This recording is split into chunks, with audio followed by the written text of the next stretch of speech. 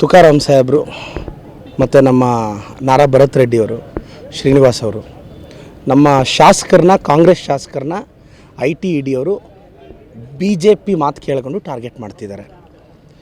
ಏನು BJPಯಲ್ಲಿ ಅವರೆಲ್ಲ clean ಚಿಟ್ಗಳ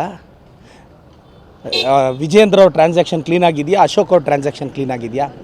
BJP ಅವ್ರಿಗೆ ನಮ್ಮ ಜೊತೆ ಐಡಿಯಾಲಜಿಕಲಿ ಫೈಟ್ ಮಾಡೋ ದಮ್ಮು ತಾಕತ್ತಿಲ್ಲದೆ ಸುಮ್ಮನೆ ಟಾರ್ಗೆಟ್ ಮಾಡ್ತಿದ್ದಾರೆ.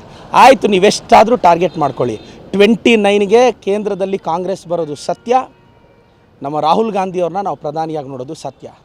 BJP ಅವ್ರಿಗೆ ಅಭದ್ರತೆ ಕಾಡ್ತಿದೆ. ಮೊನ್ನೆನೇ ಸೀಟ್ಸ್ ಬಿದ್ದೋಗಿದೆ. ಅವ್ರು ಪಾಪ ಅದು ಗೆಲ್ಲೇಬೇಕು ಅಂತಿದ್ರು MP ಸೀಟು. ತುಕಾರಾಮ್ ಸಾಹೇಬ್ರು ಗೆದ್ರಲ್ಲ, ಅವ್ರಿಗೆ ಡೈಜೆಸ್ಟ್ ಮಾಡ್ಕೊಳಕ್ಕಾಗ್ತಿಲ್ಲ. ಇನ್ನು ನೆಕ್ಸ್ಟ್ 29ಗೆ ಏನಾಗುತ್ತೋ ಅನ್ನೋ ಅಭದ್ರತೆ. ಅವ್ರು ಏನು ಮಾಡಿದ್ರು ITED ಅವರು we are ready to face.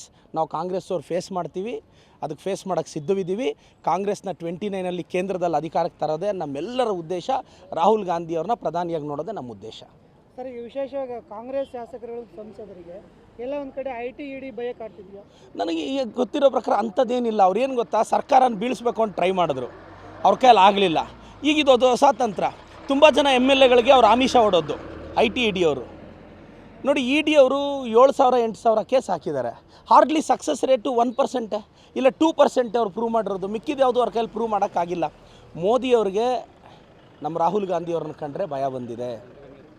Modi is afraid of Rahul Gandhi. Rahul ಗಾಂಧಿಯವರು 29ಗೆ PM ಆಗ್ತಾರೆ. ಮೊನ್ನೆ ಬಂದಿರೋಷ್ಟು ನಂಬರು BJPಗೆ ಬರಲ್ಲ. ಅದಕ್ಕೆ MPಗಳನ್ನ MLAಗಳನ್ನ ಟಾರ್ಗೆಟ್ ಮಾಡ್ತಿದ್ದಾರೆ. ನಾವು ಯಾವ MLAಗಳು MPಗಳು BJPಯ ಥ್ರೆಟ್ಗೆ ಹೆದರೋರಲ್ಲ. We are ready to face. ಕಾನೂನಿದೆ, ಕೋರ್ಟ್ ಇದೆ, ನಾವು ಫೇಸ್ ಮಾಡ್ತೀವಿ. ಸರಿ ಸರ್, ಥ್ಯಾಂಕ್ ಯು ಸರ್.